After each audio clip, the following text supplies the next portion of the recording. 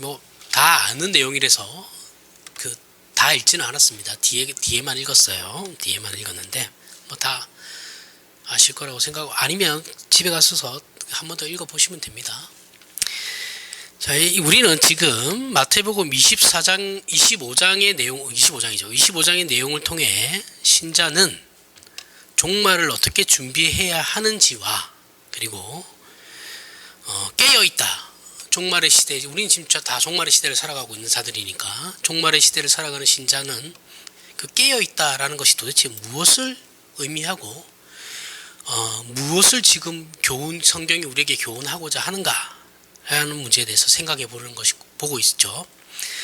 앞에서 나오는 비유도 그렇지만, 오늘 비유 말고 그 앞에 나오던 모든 비유들도 그렇지만, 달란트 비유도 결국 신자가 주님 오심을 기다리는 것은 다만 시간을 때우듯이 보내는 것만으로, 그렇게 지나가듯이 보내는 것이 아니고 적극적으로 무엇인가를 해야 된다라는 것이죠. 신자들은 그게 깨어 있음입니다. 그게 뭐라고 그랬어요? 생각하는 신앙을 가져야 된다라는 거죠. 그렇죠? 생각하는 신앙을 가지는 게 깨어 있는 겁니다. 생각 없이 그냥 흘러가듯이 그렇게 가면 안 돼요. 그러면 깨어 있는 게 아닙니다. 교회만 나온다고 해서 깨어 있는 게 아니죠. 그렇죠? 내가 어떻게 살아갈 것인가, 오늘 주어진 이 시간과 하루를, 내일도 필요 없어요. 주어진 그냥 오늘입니다. 오늘을 어떻게 내가 하나님의 자녀로서 살아갈 것인가에 대한 부분을 고민해야 되는 거예요. 먼저 본문의 달란트 비유에서 우리가 많이 오해하고 있는 부분들이 있어요. 이 짚고 넘어가야 되는데, 성경에서 달란트를 이제 영어로 탤런트라고 이제 번역을 했죠. 번역을 해서 우리는 그걸 이제 우리나라 말로 다시 번역하면, 탤런트를 또 우리나라 말로 다시 번역하면 은사죠. 은사, 재능, 은사 이렇게 돼버립니다. 이걸 자꾸 그래서 은사로 생각하는 사람들이 많아요. 지금 우리도 늘 그렇게 배워왔죠. 그렇죠? 너의 달란트는 뭐냐? 그죠? 이렇게 가르쳐요.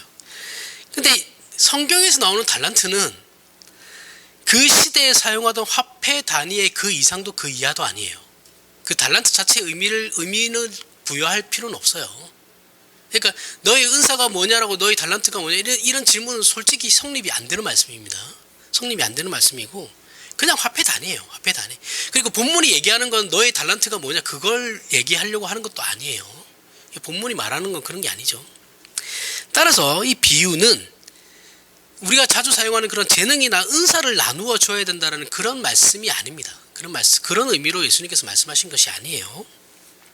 마태복음 25장 15절에 각각 그 재능대로, 잘 보세요. 오늘 본문에 각각 그 주인이 각각 그 재능대로 한 사람에게는 금 5달란트를, 한 사람에게는 2달란트를, 한 사람에게는 1달란트를 주고 떠났더니, 자, 주인이 세 종에게 각각 그 재능대로, 그죠?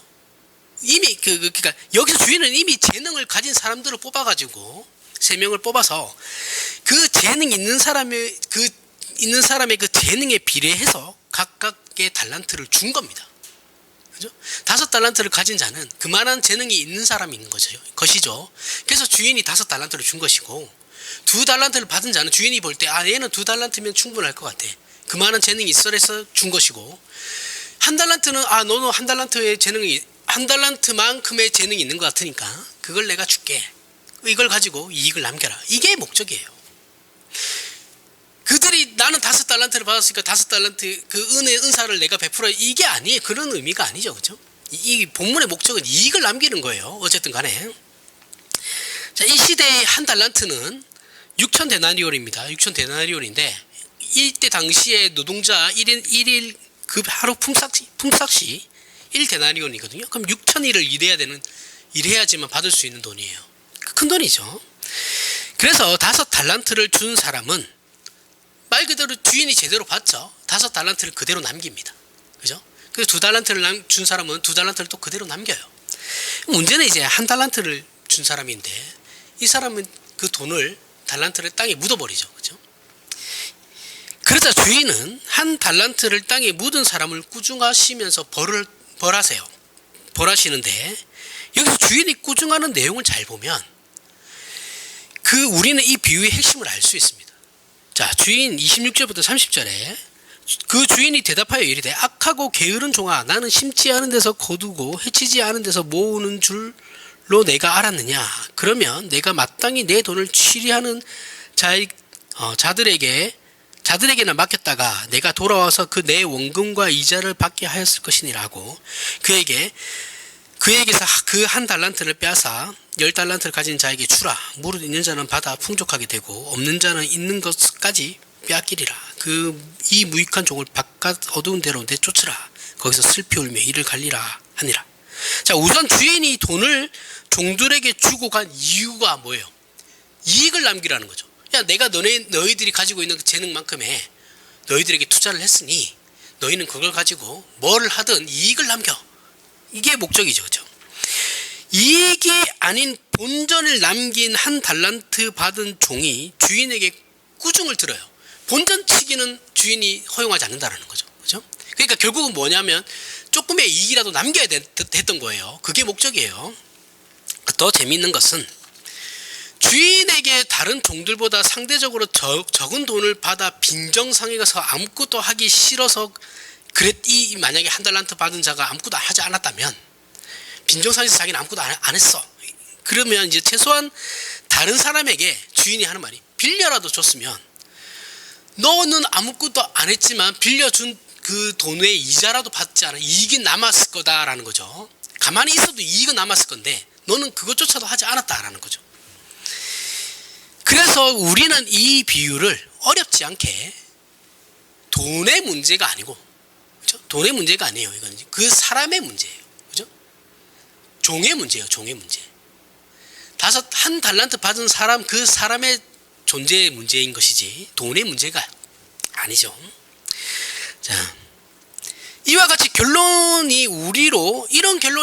우리가 우리에게 어떤 그 비유를 다시 떠오르게 하냐면 씨 뿌리는 비유로 이제 다시 돌아갈 수 있게 만들어 줍니다. 마가복음 4장 3절에서부터 8절에 보면 들으라, 씨를 뿌리는 자가 뿌리러 나가서 뿌리세 더러는 길가에 떨어지매 새들이 와서 먹어버리고 더러는 흙이 얕은 돌밭에 떨어지매 흙이 깊지 아니하므로 곧 싹이 나오나 해가 돋은 후에 타서 뿌리가 없어짐으로 말랐고 더러는 가시떨기에 떨어지매 가시가 자라 기운을 막음으로 결실하지 못하였고 더러는 좋은 땅에 떨어지매 자라 무성하게 결실하였으니 30배나 60배나 100배가 되었느니라 하시고, 자, 씨 뿌리는 이 비유의 초점은 씨가 문제가 아니죠.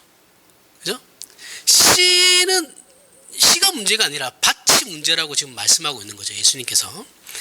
씨는 차이가 없어요. 씨는 동일한 똑같은 씨입니다. 그래서 결국 결실치 못하는 것은 언제나 밭이에요. 그죠? 밭의 상태가 문제인 것이죠. 씨는 동일하게 생명력을 다 가지고 있는 동일한 씨예요. 자, 26절 27절 마가복음 4장 또 이르시되 하나님의 나라는 사람이 씨를 땅에 뿌린과 같으니 그가 밤낮 자고 깨고 하는 중에 씨가 나서 자라되 어떻게 그리 되는지를 알지 못하느니라. 씨가 나서 자라는 것은 씨가 생명력을 가지고 있기 때문인 것이죠. 그죠? 땅이 생명력이 있는 거 아니에요. 씨가 생명력이기 때문에 자랄 수 있는 거죠. 따라서 이 씨가 자라지 못하는 것은 그 밭 자체가 돌밭이고 가시떨기였기 때문에 그런 것이죠. 씨는 다 동일하다 그랬어요. 이것이 이제 본문 달란트 비유와 방불한 겁니다. 주인이 종들에게 주고 간 돈 자체는 다른 사람에게 빌려주기만 해도 이자가 불어서 이익이 발생하는 돈이에요. 큰 돈이니까요. 그렇죠? 그러나 한 달란트 받은 종이 이익을 남기지 못한 이유는 뭡니까? 그가 돈을 제대로 굴리지 못했죠. 제대로 굴리지 못하고 땅에 묻어 감추어 두었기 때문에 그런 것입니다. 이게 오늘 비유의 힌트입니다. 주인은 한 달란트 받은 종을 그래서 무익한 종이라고 정의해요. 너는 무익한 종이다. 그러면 돈을 받아서 이익을 남긴 두 종은 5달란트 받은 종하고 2달란트 받은 종은 유익한 종이다라고 해야 하는데 본문을 보면 너희는 착하고 충성된 종이다라고 해요. 유익하다라고 말씀을 하지 않고 착하고 충성된 종이라고 표현합니다. 충성이라는 말은 뭐예요? 충성이라는 말은 시킨 대로 하는 거죠. 그죠? 시킨 대로 하는 겁니다. 거스르지 않는 거죠.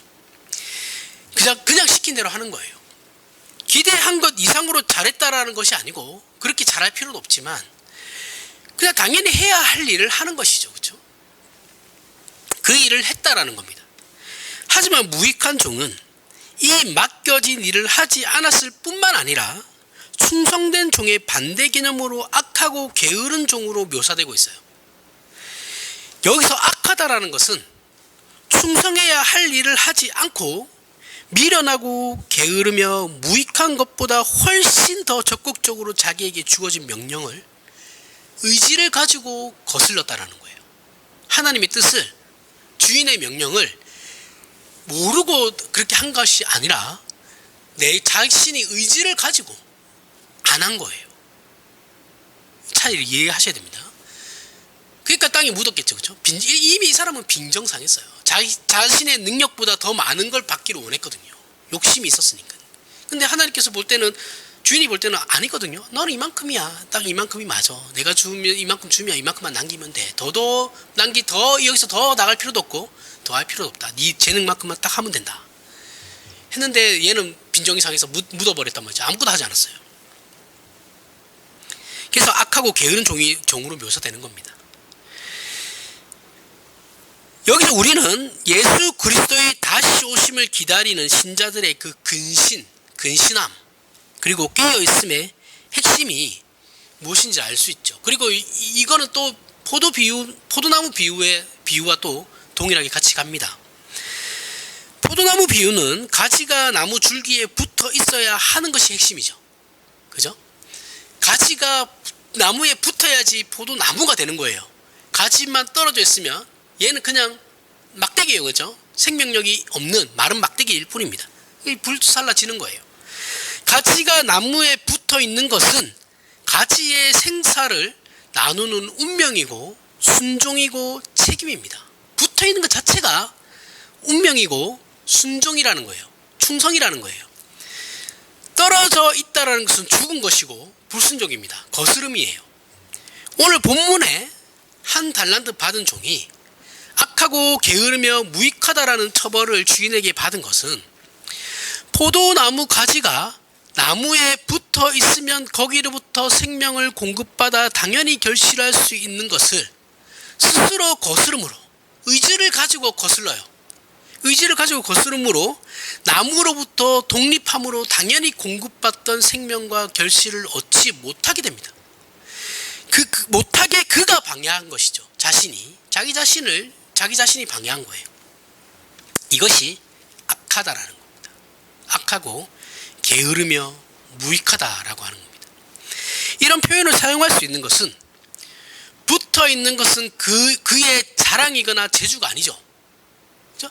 나무 가지가 나무에 붙어 있는 것은 자랑이 아니에요. 그죠? 그리고 자기가 하는 것도 아니죠.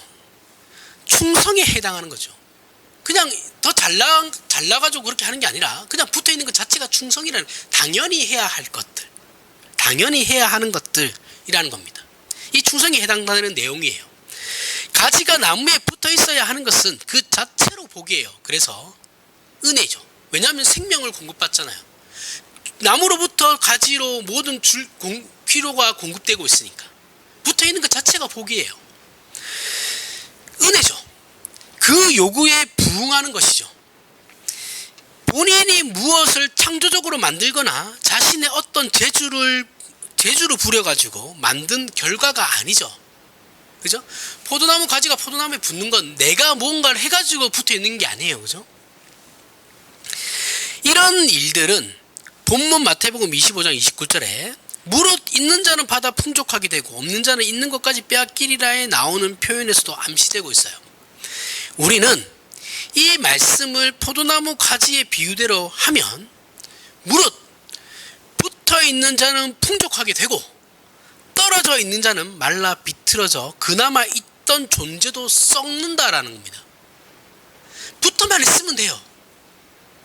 이게 충성이라는 거예요. 예수 그리스도께 붙어 있어야지 이게 충성이라는 겁니다. 그래서 달란트 비유를 통해 씨 뿌리는 비유와 포도나무 비유에서 확인된 종말의 시대를 살아가는 이 신자들의 기다림, 그 종말을 기다리는 신자의 자세, 그 자세란 시간의 기다림이 아니다라는 거예요. 단지 시간만 보내고 예수님 때 오면 그때 가서야 내가 열심히 해서 잘하면 되지, 이게 아니다라는 거예요. 그게 아니고 하나님의 백성 또는 하나님의 자녀로서의 준비가 늘 되어 있어야 된다는 겁니다. 언제 오느냐가 중요한 게 아니라 지금 당장 예수께서 오셔도 우리에게 아무런 문제가 없어야 돼요. 그러한 삶을 살아야 된다는 거죠. 하나님 나라의 백성으로 채워야 하는 그 내용들과 도달해야 하는 목표에 우리는 나날이 더욱 가까이 다가서야 하는 것입니다. 우리는 성화를 위해서 점점 더 발전해 가야 되는 거거든요. 이것은 종말이 세상에 임하는 천재지변들과 재해의 어떤 누적으로 이 세상이 자멸하는 것이 아니다 그랬어요. 이 세상은 무언가를 어떤 것으로 인해서 자연재해나 아니면 과학자들이 얘기하는 운석 충돌이나 환경 오염 이런 걸로 종말하지 않아요. 자멸하지 않아요. 이 세상을 어떻게 종말한다고요? 예수 그리스도가 오시면서 종말하는 겁니다. 그러한 요소들이 우리의 삶에 불편함을 줄 수는 있죠. 하지만 그렇다고 해서 모든 인류와 역사가 끊어지는 건 아니에요. 하지만 이 모든 인류의 역사가 끊어지는 건 예수 그리스도께서 재림하실 때입니다. 이게 모든 민족에게 전파되면 그때서야 종말이 온다라는 겁니다. 기독교의 종말은 부정적이고 소극적인 종말이 그래서 아니고 긍정적이고 적극적인 종말이죠. 극치에 이른 하나님의 나라입니다. 불신자들 입장에서야, 세상 사람들 입장에서야 종말은 안 좋은 거죠. 그렇죠? 아무리 좋게 얘기해도 안 좋은 거예요. 근데 신자들 입장에서는 아무리 나쁘게 얘기해도 종말은 좋은 거예요. 우리가 영생을 보장받고 우리에게 하나님께서 약속하신 것이 이루어지는 날이거든요. 이건 대단한 것이죠. 그게 우리 입장에서는 종말이 이게 나쁜 거 아니에요.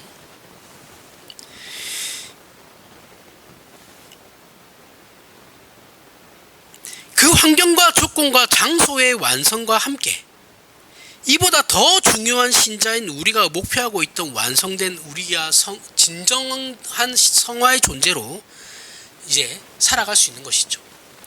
기독교 신자들은 이것을 기다리고 고대해야 되는 겁니다. 그러기 위해 다만 앉아가지고 죄짓지 않고 나쁜 짓 하지 않으면서 버티고만 있으면 되는 것이 아니죠. 그죠? 성경은 그렇게 얘기하지 않습니다. 그렇게 수동적으로 살라고 얘기하지 않아요.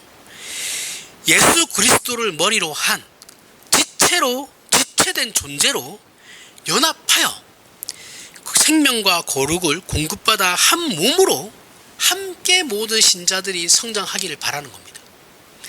이것이 우리가 계속해서 확인했던 그리스도의 장성한 분량이 충만한 데까지 가야 하는 교회의 비밀이고 하나님의 자녀들에게 허락하신 복된 장치들이에요. 이런 것들이 우리에게 요구되고 있어요. 골로새서 2장 16절에서부터 19절에 그러므로 먹고 마시는 것과 절기나 초하루나 안식일을 이유로 누구든지 너희를 비판하지 못하게 하라. 이것들은 장래 일의 그림자이나 몸은 그리스도의 것이니라. 아무도 꾸며낸 겸손과 천사 숭배를 이유로 너희를 정죄하지 못하게 하라. 그가 그 본 것에 의지하여 그 육신의 생각을 따라 헛되이 과장하고 머리를 붙들지 아니하는지라. 온몸이 머리로 말미암아 마디와 힘줄로 공급함을 받고 연합하여 하나님이 자라게 하심으로 자라나느니라. 자, 바울의 경고가 등장하는데 그 내용이 모든 신자는 그리스도를 머리로 하여 그의 몸으로 부름을 받고 있다라고 합니다. 우리는 다 지체예요. 다 지체입니다. 다 지체고 머리는 예수님밖에 없어요. 그런데 교회 공동체 안에서 많은 사람들이 자신이 교회의 머리가 되려고 그래요. 그죠? 그리고 많은 시험들이 있어요.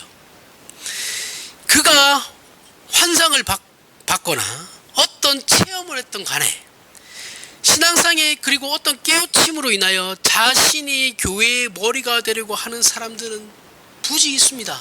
널렸어요. 교회가 조용할 날이 없죠. 이러면 안 된다라는 거예요. 우리는 모두 예수 그리스도의 몸이에요. 몸. 아무리 잘나봐야 몸이에요. 지체입니다.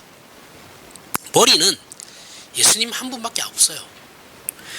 머리를 붙들지 않는다라는 것은 포도나무 비유에서 가지가 나무 줄기에서 붙어있지 않는 것과 동일한 겁니다. 방불한 거예요. 그럼 하나님의 약속과 종말을 기다리는 모든 신자의 깨어있음이란 무엇입니까? 그것은 바로 예수 그리스도를 머리로 한 몸으로서 자리를 지키고 생각하면서 활동하는 겁니다. 교회 안에서 신앙을 해야 된다는 거예요. 오늘날 한국 아니 지금은 전 세계적인 어떤 움직임인데 가장 기독교 안에서 가장 심각한 문제가 뭐냐면 신자들이 교회 생활과 교인들 간의 교제를 거부하고 있어요. 거부하고 개인적인 신앙을 지키는 것으로 본인의 책임을 다하고 있다고 생각한다는 것이 가장 큰 문제입니다. 교회를 안 나와요. 그래서 가난한 성도라는 말도 생겼잖아요. 그렇죠? 예수를 믿는데 출석하는 교회는 없대요. 아니 교회가 마음에 안 들지 그러면 괜찮은 교회를 찾아서 가시던지. 그것도 싫어. 안 해. 귀찮아. 근데 자기는 예수 믿는데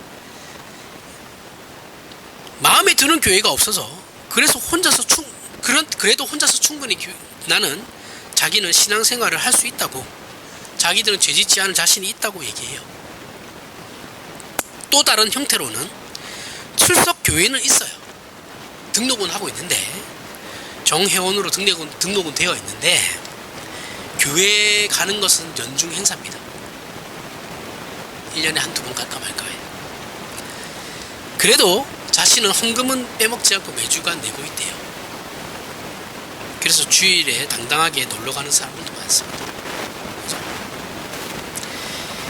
이런 사람들의 치명적인 문제가 무엇인지 아셔야 되는데 예수 그리스도를 머리로 한 각 지체로서의 몸을 거부하고 있는 거예요. 교회를 거부하는 건 나는 예수님의 지체가 아닙니다라고 자신이 얘기하고 있는 거예요. 예수를 믿는다라는 건 이것까지 다 포함되는 거예요. 예수를 믿는다라는 말이 단순히 그냥 짧은 문장이라서 우리가 예수님만 믿으면 된다고 그렇게 생각하시면 안 돼요. 그 안에 많은 내용들이 내포되어 있는 겁니다. 예수 그리스도의 십자가 죽음, 천지창조도 들어가죠. 천지창조부터 해서 예수 그리스도의 십자가 죽음과 부활하심과 우리 죄를 위해서 죽으신 거, 그리고 재림하신 거, 그리고 예수 그리스도가 우리의 머리 되신 거, 교회의 머리 되신 거, 이것까지 다 그 안에 다 내포되어 있는 말씀입니다. 근데 우리 예수만 믿으면 되는 줄 땡인 줄 알아요. 절대 아닙니다. 하나님이 교회를 지금 거부하고 있는 거거든요. 교회를 거부하는 사람이 어떻게 신앙을 할 수 있죠? 이게 그러니까 그 정도로 생각이 없어요. 지금 신앙인들이. 이거 성립 자체가 안 되는 말이거든요. 근데 자기네들은 그게 맞대. 목사가 그게 아니다라고 얘기하면 그 목사님 생각이죠. 이렇게 가면 목사가 더 이상 할 말이 없어요. 그래, 그럼 너는 그렇게 살아라. 뭐 어쩌겠냐. 네가 구원을 받든 말든 내 문제는 아니고 네가 알아서 할 문제다. 이렇게 될 수밖에 없어요. 더 이상 해줄 게 없거든요. 목사는.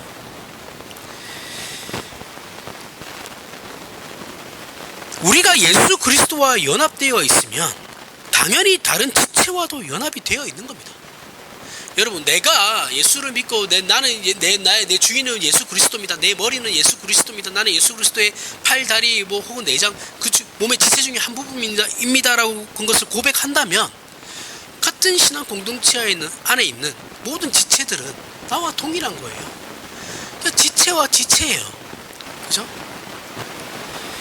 서로 도움과 유익을 위해서 존재하는 겁니다. 해하라고 있는 게 아니에요.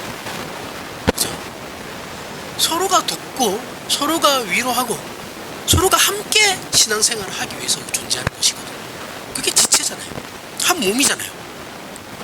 고린도전서 12장에 가면 예수 그리스도의 몸으로 각각의 지체로 부름받은 신자들의 형편에 대한 이해가 잘 설명되어 있습니다.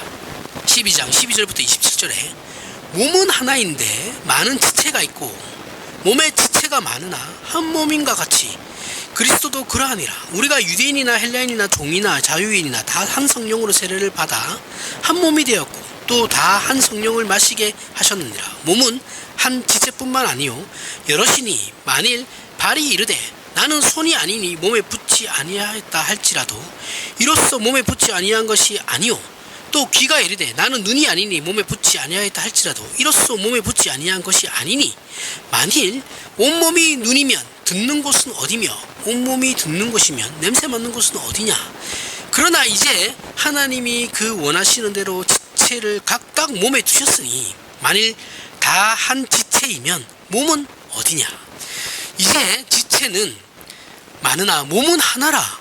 눈이 손더러 내가 너를 쓸데없다 하거나 또한 머리가 발더러 내가 너를 쓸데없다 하지 못하리라. 그뿐 아니라 더 약하게 보이는 몸의 지체가 도리어 요긴하고 우리가 몸에 덜 귀히 여기는 그것들을 더욱 귀한 것들로 입혀 주며 우리의 아름답지 못한 지체는 더욱 아름다운 것을 얻느니라. 그런즉 우리의 아름다운 지체는 그럴 필요가 없느니라.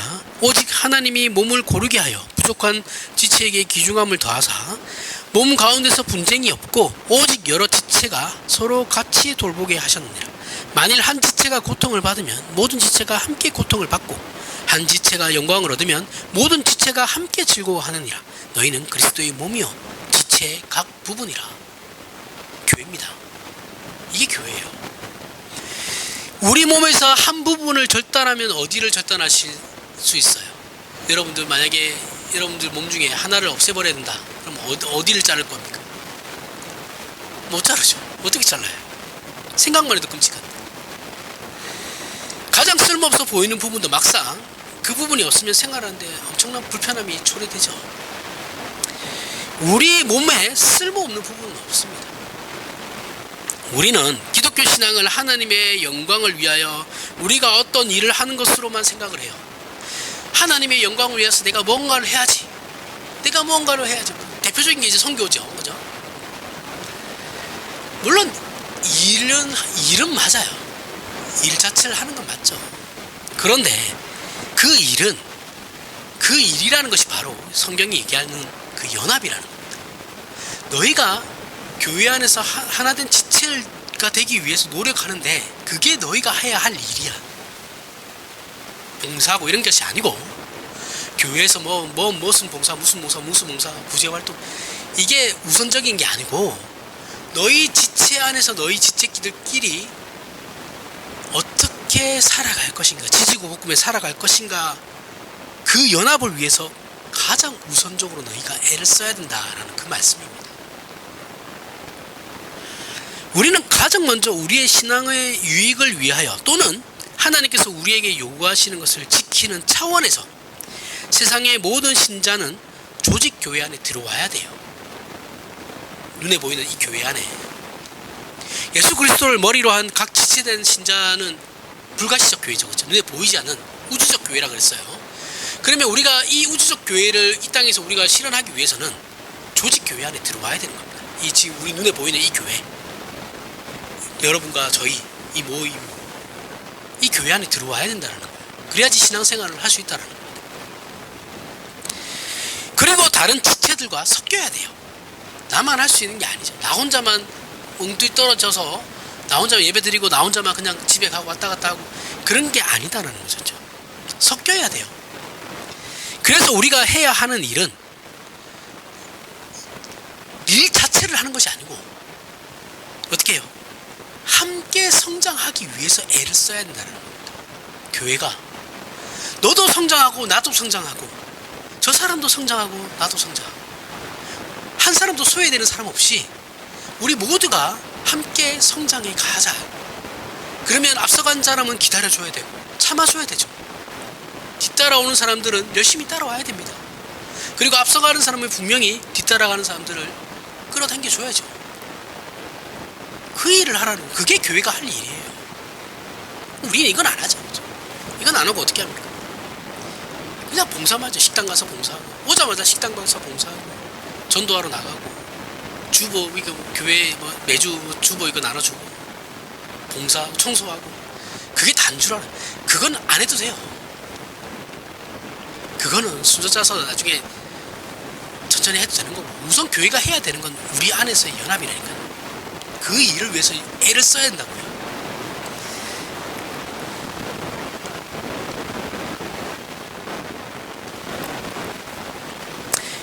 그렇게 함께 일하다 보면 어떤 일이 발생하냐? 무조건 사람과 사람 사이에 마찰이 일어납니다. 일어날 수밖에 없어요. 그렇죠? 어느 곳이든 두세 사람 모이면 싸움이 안 일어날 수 없어요. 다 일어납니다. 일어나고 우리는 또 이렇게 생각하죠.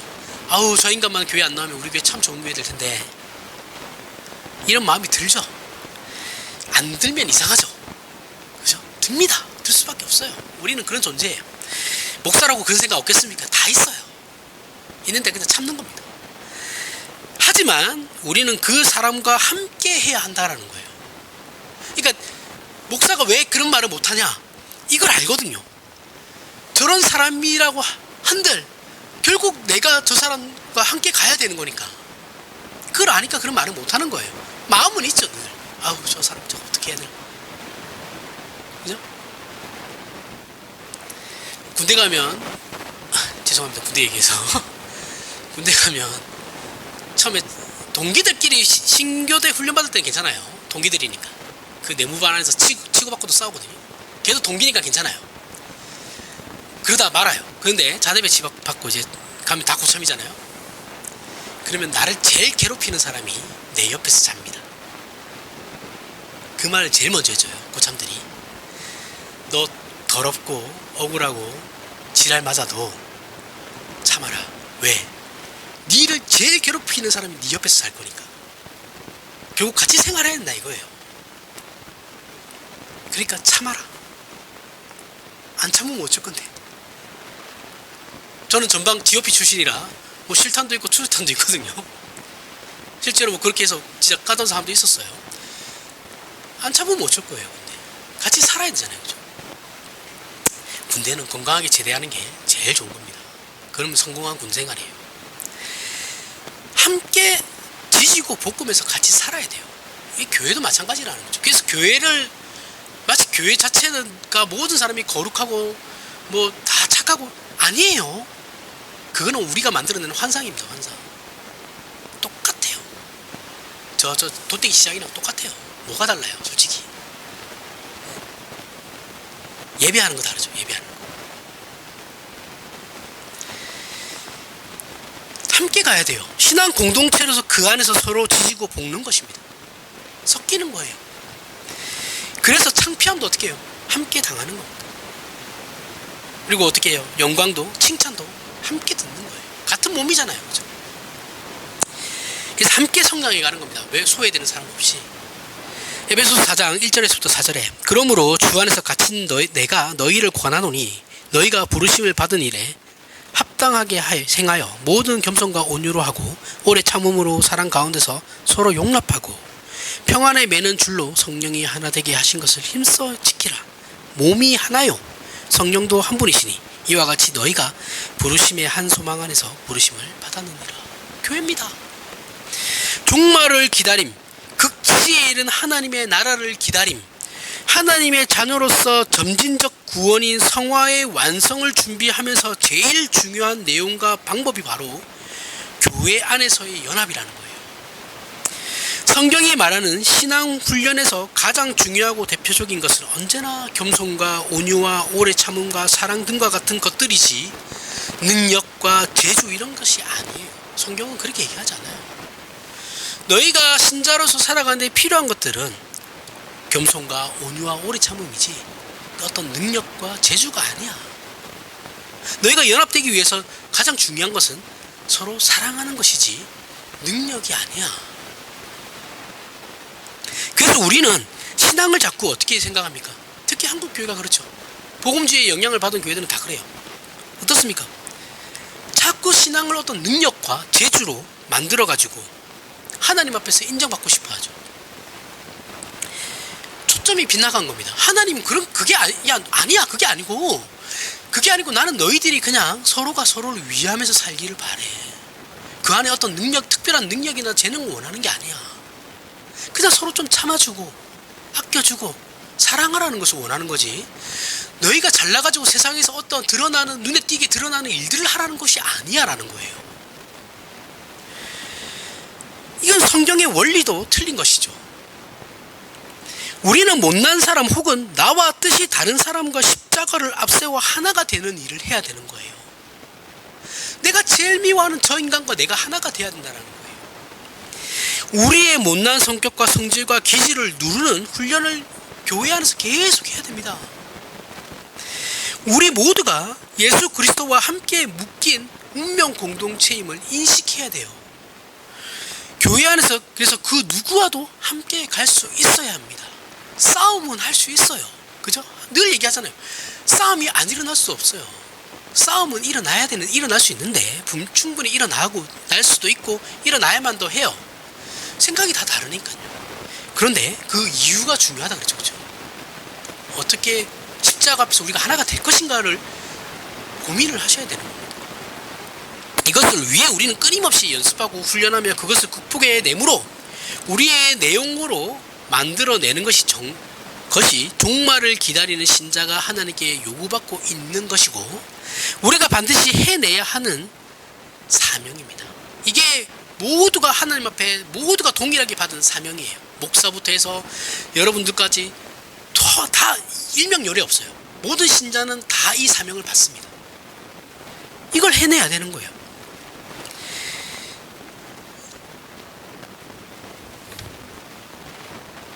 이것이 오늘 본문으로 얘기하면 달란트를 땅에 묻지 않은 사람이에요.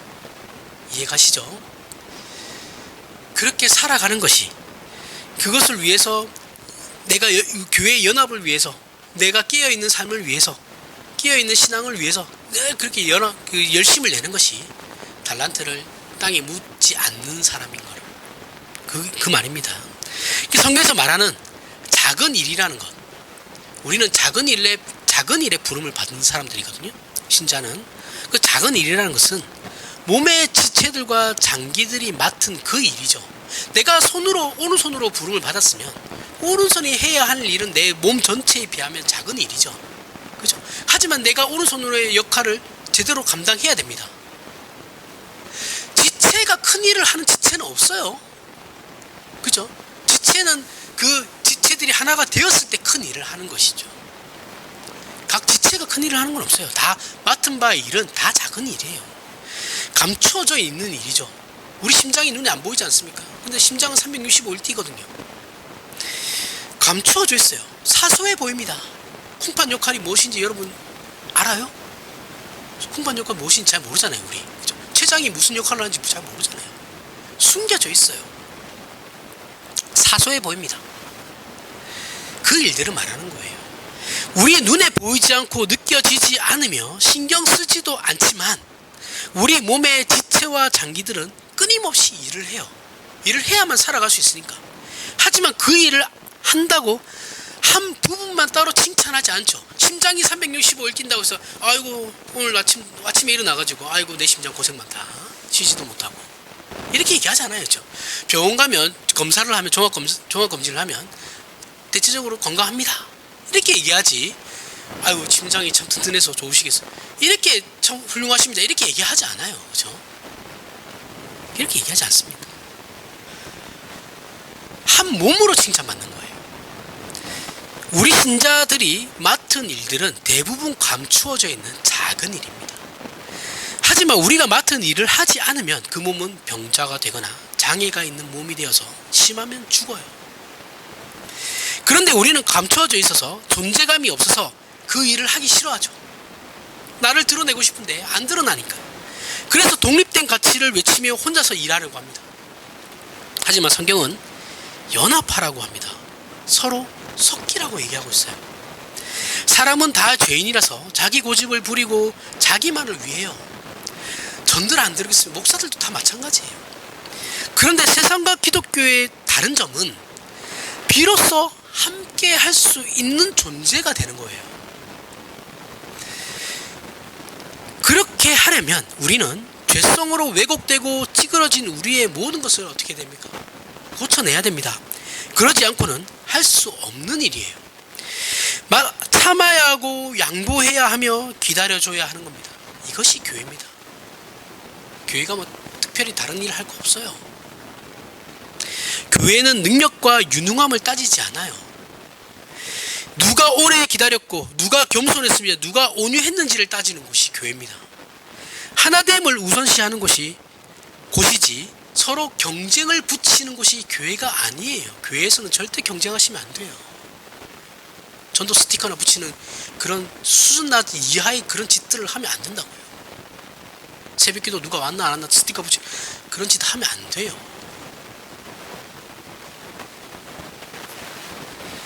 우리가 이것을 하지 않고 있다면 우리는 하나님께 받은 달란트를 땅에 파묻고 있는 사람입니다. 그러면서 자신의 신앙을 지키고 있다고, 자기는 교회에서 속썩이는 사람이 아니라면서 그렇게 자위하며 변명하죠. 이건 말이 안 되는 겁니다.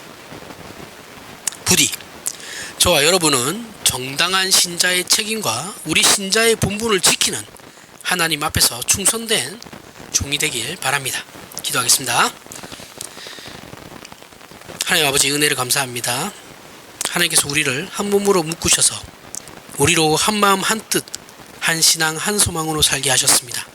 이 귀한 것들을 지켜내는 신앙의 훈련과 그리고 내용과 그리고 승리와 완성과 영광을 우리가 모두 누리게 하여 주시옵소서. 예수님 이름으로 기도합니다. 아멘.